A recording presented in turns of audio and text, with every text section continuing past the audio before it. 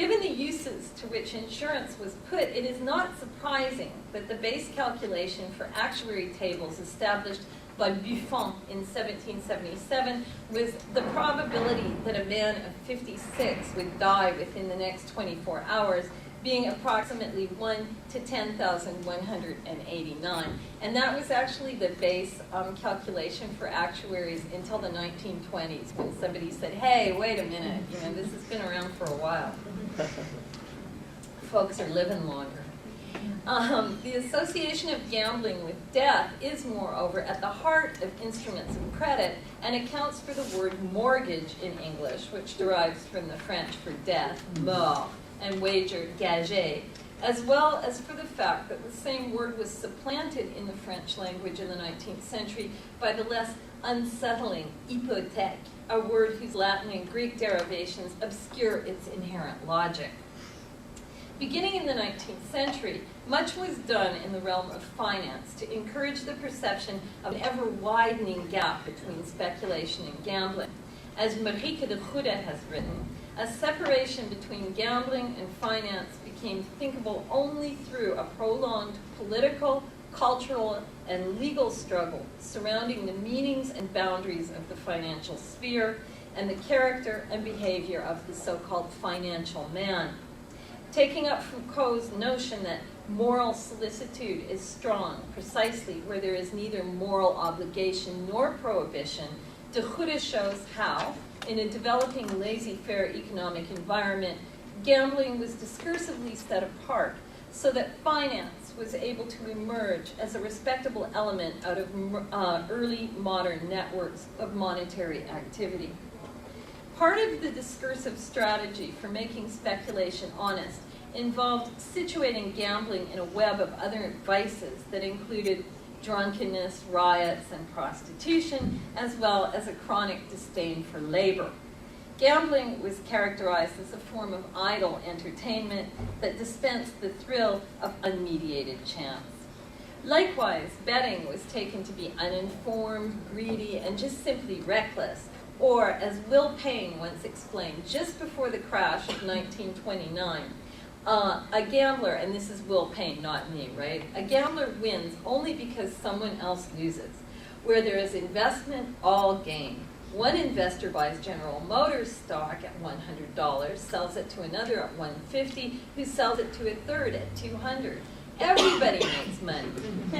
Unlike gamblers, businessmen were discussed in increasingly favorable lights in newspapers and pamphlets, as well as in serialized stock market novels that became popular in the 19th century, like Trollope's The Way We Live Now, or Charles Reade's Hard Cash. Here, the businessman was the image of rationality and cool-headedness, while speculation was cast as a normal business practice, conducted by men who had studied the market and come to rational decisions.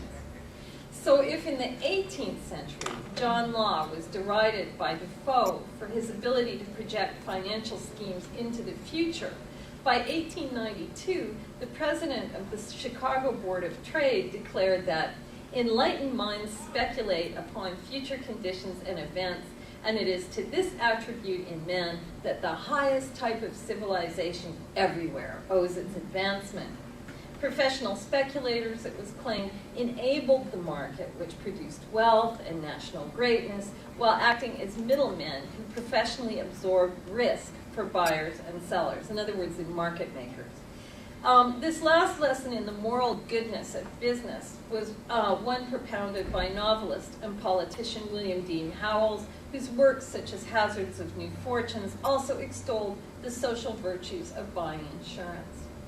In the meantime, however, death continued to be constructed as very much a silent player in games of probability and gambling, and remained a constant in the iconography that surrounded gambling in visual culture.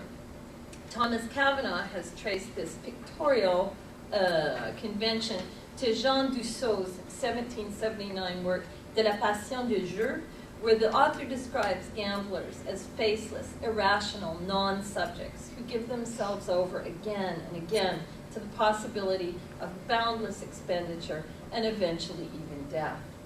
What particularly characterizes gamblers, he wrote, is their lack of any character. They have the faces of lost men with no distinct physiognomy. In visual culture, the association of gambling with death, reaches back to Holbein's Dance of the Dead, in which card players are pitted against the devil, through the 17th century in the work of Caravaggio and de la Tour, and to Cézanne of the 19th century. The artist's well-known series of gamblers, haunted by the shadow of imminent death, culminates in his red card players, which supposedly forms a skull if one squints. It's supposed to be a visual pun. It doesn't really work for me either, so. But he was obsessed with those kind of like visual things that look like two people kissing in one direction and a goblet in the other. So this is what he was thinking, apparently. Cézanne's 40-year obsession with this scene harkened back to the 17th century tradition of painting gamblers and memento mori that I've just mentioned, as well as the artist's personal fascination with an image from Dante's Inferno, where two enemies are condemned to eat out of each other's skulls for eternity. And I'm sorry that's not better. It's a sketch he made when he was 19 and sent to Émile Zola. As he blocked out the scene to include a sign that reads, La mort règne, death reigns, in that top corner, the skulls were slowly replaced by a card game. And over the series of paintings, Cézanne eventually brought back death in the red card players as a structuring device and a visual trick that punned on gambling and death. And of course, von Hagen's own card players used the standard iconography of the card player genre. But von Hagens goes one step further by concretizing innuendo, tradition, and association in his, let's say, unusual choice of materials.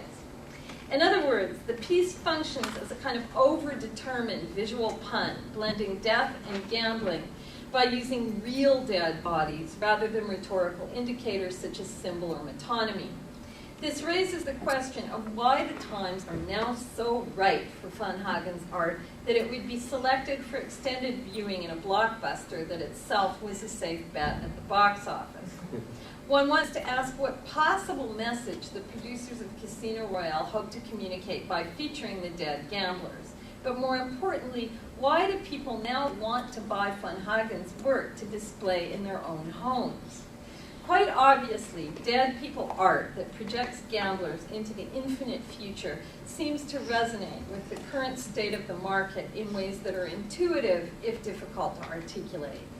This is because his work appears to have something to do with the hysterical futurity in which we live now, which has become a sort of mindset that begins driving both the market and our daily lives with the advent of modernity.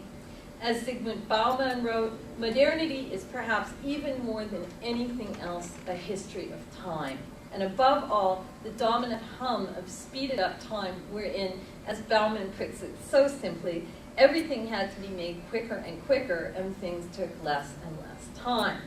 This all began, of course, with the technological acceleration of finance that got underway in the 19th century, a detail that brings me uncannily back to Jethro Homer Wade. Shortly after Wade painted Nathaniel Old, he profitably changed careers and left portrait painting to found Western Union Telegraph.